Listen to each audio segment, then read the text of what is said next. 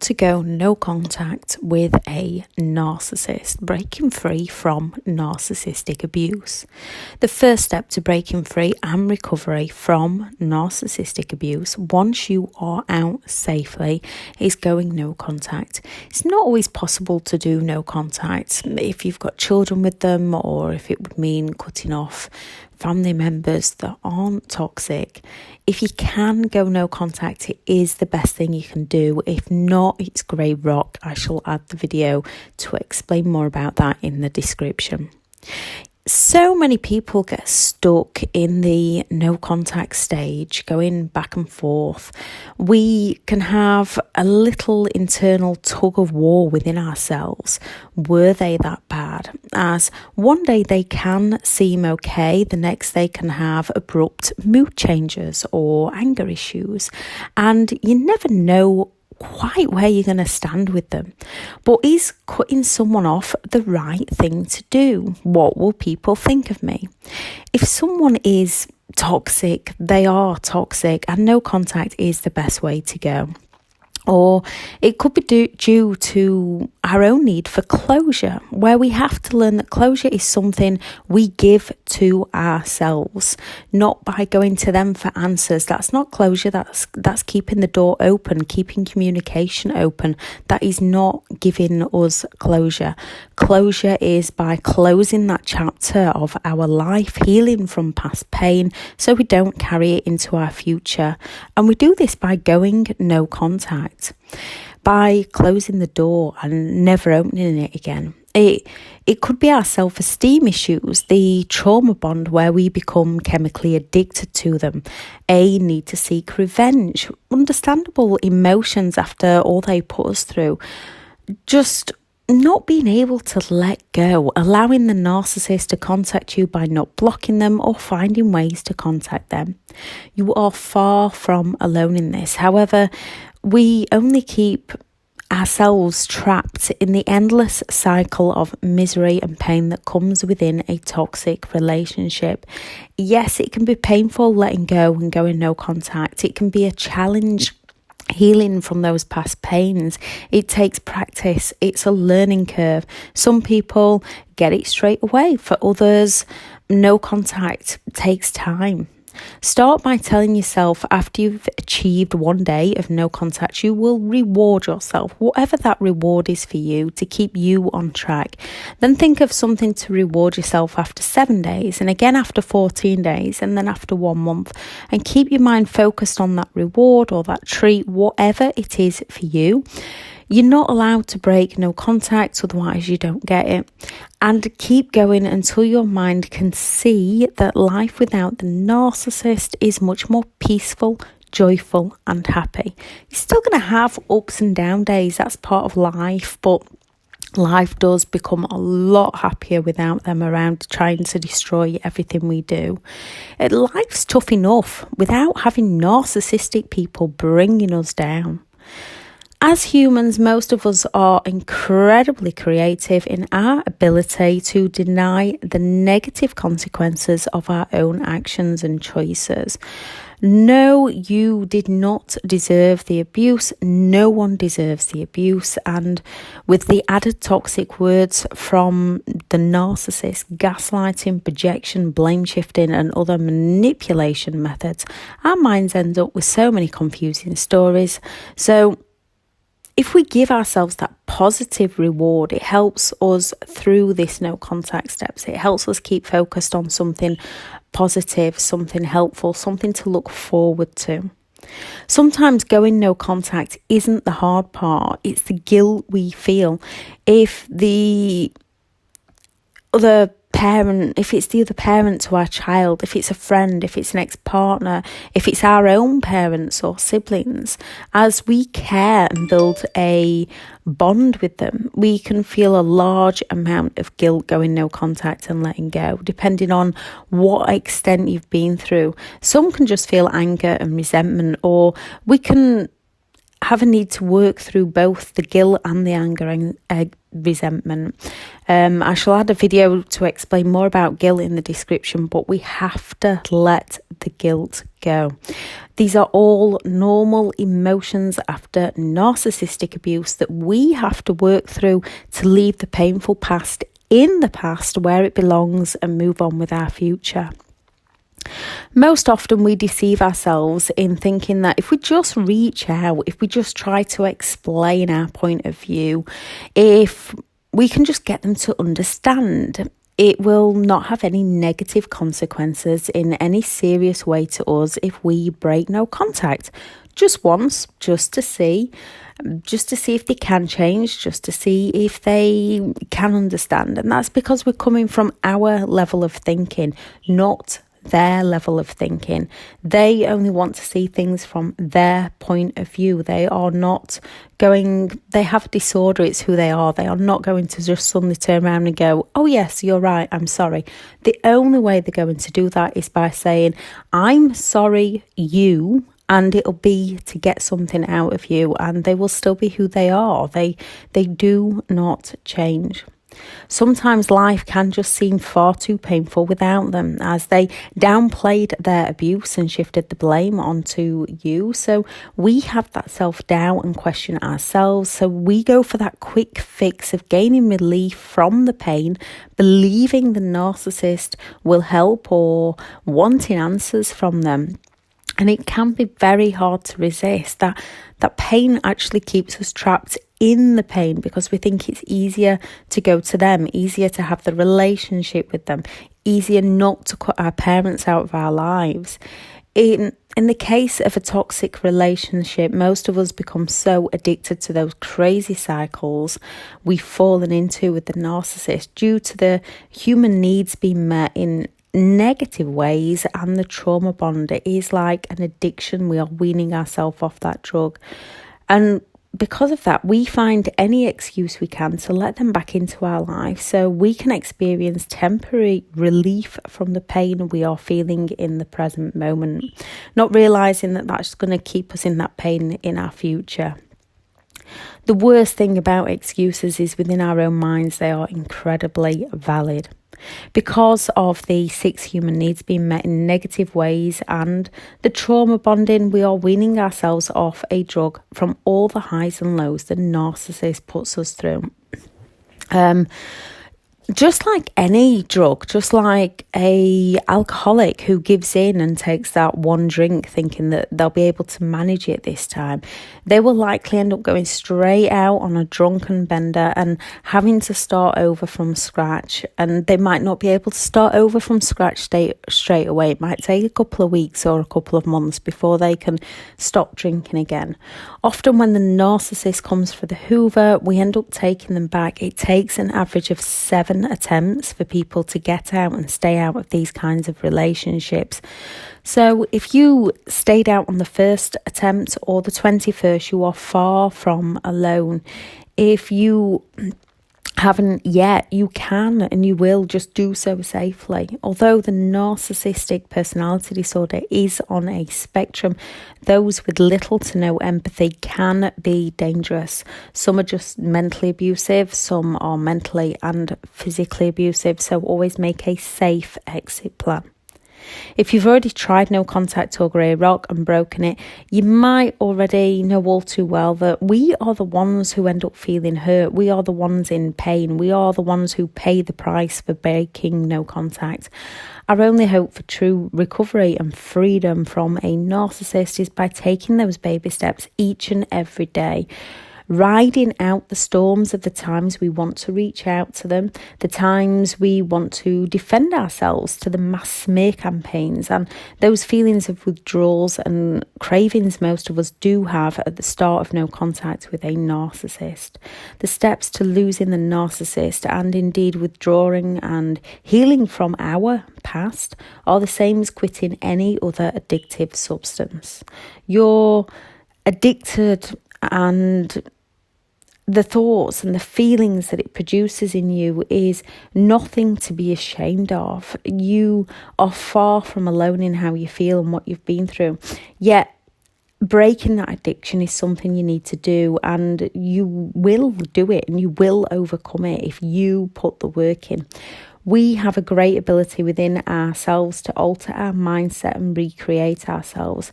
And you have a great chance of doing so by sticking to no contact or grey rock. You can lift the brain fog and the toxic spell that they put us under by using the day-to-day to start seeing clearly and thinking clearly for ourselves. Sometimes when you're going through a difficult rough patch and you might be thinking they're not that bad, or you want to reach out and explain something to them, you've got to stop and look at how far you've come, not how far you've got to go. Thinking about a brighter future, something to give you the will to drive yourself forward, something to focus on when those toxic thoughts of the past pop up uninvited into your mind, so you can shift those thoughts out and focus on what you want from your life, having the power to control your thoughts within your mind. Yes, things we don't want to think about do crop up, they do pop in. We either need to heal from them, learn from them, or let them go. And part of letting go of the past, which is now just a part of our imagination. Yes, we lived it at that time. Still now it's a memory which is in our imagination. We have to have the power to imagine something we want from our future, something that brings us joy, something that we can achieve for ourselves, something that when those days are hard, gives us the strength, the drive, the determination and the willpower to keep moving forward. When tired, we might need to rest. We might need to quit things that are no longer serving us, the toxic, negative energy drainers. Never quit on you, as you are worth so much more. So what is no contact and how to implement it correctly? No contact is no contact with someone where you no longer have any form of contact with them. As we have a history with them, our minds like to trick us into checking their social media, believing this to be no contact, yet it's keeping us trapped in a painful past. There are several specific things you need to do when it comes to no contact with a narcissist to make sure that it's genuine no contact. Most of us do slip up at first, as it's unnatural to us. It's a learning curve, so please don't worry if you have slipped up or you do. Just get up and go again. Number 1, blocking them from all social media networks. This includes Facebook, Instagram, Skype, Snapchat, FaceTime, YouTube, Pinterest, WhatsApp, TikTok, eBay. Make a complete list of all the networks you use and remove, even if you don't use them, if you've just got the app on your phone, remove them from each and every one. Some narcissists have been known to go through your bank, depositing a small amount of cash with a short message. So if you cannot block people, then you might need to close accounts and open new ones. Yes, it's extreme. Yes, it's annoying, but you're dealing with extremely annoying people. The only way to get out of their games that they play is to stop playing the games that we didn't even know we were in. Once aware of the games, it's a case of short-term pain for long-term gain. Many of us have a hard time hitting the unfriend button on a narcissist on our social media, then hitting delete and block. This is usually down to 2 things. First, most of us believe it's cruel. If you find yourself with this thought, write down all the times you've needed them and they were not there for you, all the times they've hurt you. You do well to recognise that fact, to recognise reality, the radical acceptance of what you've been through. For all the sympathy you may show the narcissist, they are always plotting ways to get to you, to bring you down. Some will use social media to show you their replacement of you and how well they are apparently treating them. Remember, it's all that idolization stage, all the mirroring, it's just an illusion. They are not happier, they are just going to repeat the same mistakes they did in the past. Another reason that you might find it hard to block the narcissist from your social media is that it you might just not feel ready to do so, and you might not be fully prepared to completely and permanently remove them from your life. No contact can feel like the death of a loved one. Only they're still alive, and you do have to grieve the end of that relationship. You do have to grieve your past so that you can move on to your future. And it's okay to cry. It's okay to grieve. It's okay to let it out.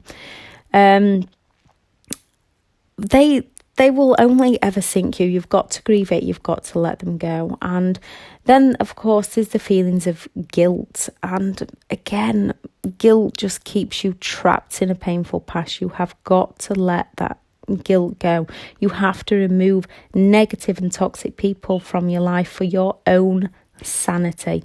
Remember that the person you loved who is now gone from your life was just an illusion.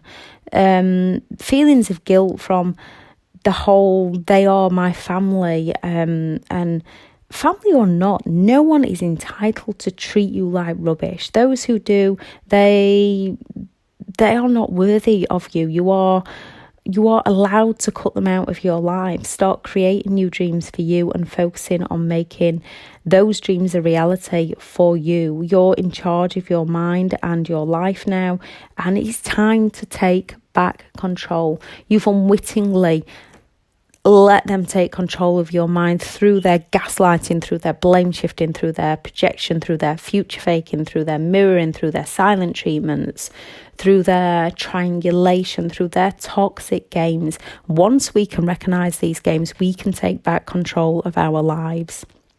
2, blocking them from your email accounts, personal, business, old and new. If you feel the need to explain what you're doing, then send them one final email immediately before blocking them.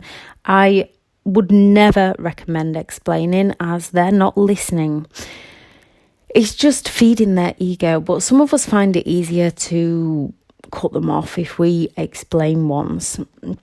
Don't do it if you want a reply, and do not look for a reply, because doing so will only lead you to driving yourself crazy. Don't talk yourself into thinking you can communicate with them. All you'll ever get in return is the blame shifting, the projection, and other forms of psychological manipulation that you've been subjected to so many times before. The narcissist is looking for control and will always think they are right and you are wrong. I shall add that video in the description to explain more about why they always think they're right.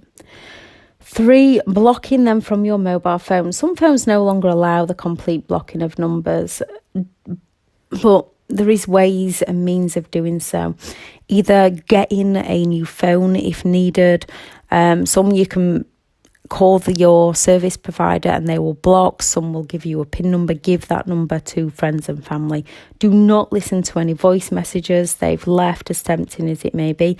Save them in case you need them in future for possible harassment, for non-molestation orders, restraining orders. If you've got a friend that can listen to them to see whether they need saving. The same as messages. I always say it's a good idea to delete messages and not read them, but it's also a great idea to save them if you think you're going to need them in a court case.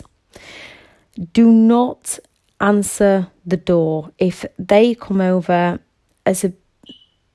remember they are abusive. Do not answer the door. It's just another way of them controlling you. Do not be fooled by them. Do not open it. It only shows the narcissist that they are still in control, which is all they really want. We can often feel that ignoring them is being unkind and being cruel and acting like them. Nevertheless, if you open the door, they will be validated in the idea that they are above us and we are inferior and easy to fool, and they are genuinely superior and can do as they please.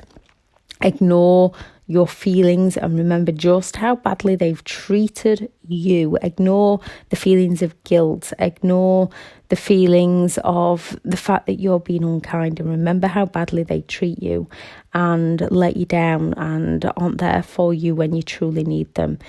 That all they do is cause you psychological pain. You are now going to remove that pain from your life by removing them from your life by going no contact. If they are persistent and continue knocking on the door, walk away, go to a far room, call the police, which can be challenging to do. Phoning the police on these people is a challenge for most people. But it's hard for police to gather enough evidence to charge these people without it. So building up that record of their games helps you in the future. You are taking a stand for your freedom. All they want is power and control. Those who persist don't think that they are doing it because they love and they care for you. They are doing it either because they want to use you from something or they realise they've lost control over you. I'm all for treating people how you wish to be treated, but if they are unable to treat you with loyalty, respect, honesty, you have to treat them in a language they understand, ignoring them, yet not to hurt them. It's to heal you. There is a difference between the behaviour. 5, not responding to any of the narcissist flying monkeys, friends or family that they send your way in order to give you information from the narcissist, in order to provide the narcissist with information about you. You will most likely have to block and delete their family, friends and mutual friends. Only have trusted friends that you share your struggles with. You will need to inform everyone else who tries to initiate a conversation with you regarding the narcissist that you are moving on and prefer not to talk about the situation. Or if someone tells you something that the narcissist has said, respond with, "Oh, that's very interesting. Please tell me what I did next," as this gets them thinking. If you have mutual friends, you might have to leave them with the narcissist. The only other thing is not to inform them of anything about you, or if you believe the narcissist is getting information from someone you know, tell those you think it might be a different story and then wait and see which one the narcissist finds out about. They're your flying monkey. They're your Judas. No contact with them. Yes, it's hard, but remember they're telling things about you to others that you don't want others to know. People who don't respect you are not needed in your life. Joining support groups can help you with no contact. 6, any letters that arrive from them, give them to a good friend or relative. Do not open them. Do not read them. Just try and save them in case it's needed for a legal matter in the future, although it could just be another attempt of a hoover. If you're being harassed, give them to the police. Don't open them, just give them to the police.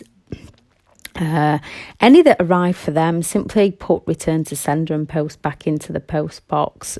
Don't open them, don't do anything with them, just put them back in the post box and let them go back to the sender. 7, do not accept any new friend requests on social media, as these are often online surveillance cameras for the narcissist, especially if it's got a new profile picture with no photo. The new friend request could either be the narcissist themselves or one of their flying monkeys sent to monitor your Facebook activity. You may find that ignoring friend requests seems rude or mean, but you need to let this go. Now is the time to protect yourself and do what is right and what's best for you. Learning about your boundaries. Say no when you need to say no. You have every right to your privacy and a peaceful, happy life. If you don't know the person, don't accept the request. Finally, no contact is to free yourself from them and your painful past, to heal, to recover, to let them go left while you go right. It is not the silent treatment. The silent treatment is what a narcissist will use to hurt you, to cause you pain, to get you to beg, plead and chase them. No contact is used to remove them from your life, to heal you, as you don't want people in your life who wish to hurt you. I shall add in the description some links to where you can find me on social media, and also the online courses that I have available that explain it all in a lot more detail. If anyone has any information on what helped them with the no contact step, please add that into the comments, because this is about building a community to help each other out. So one thing that works for one person will most likely work for another. Remember, not everything works for everyone. We are also individuals. So it's about finding the right techniques and the right things that work for you, so you can move on and live your best life for you. Thank you for listening. Bye.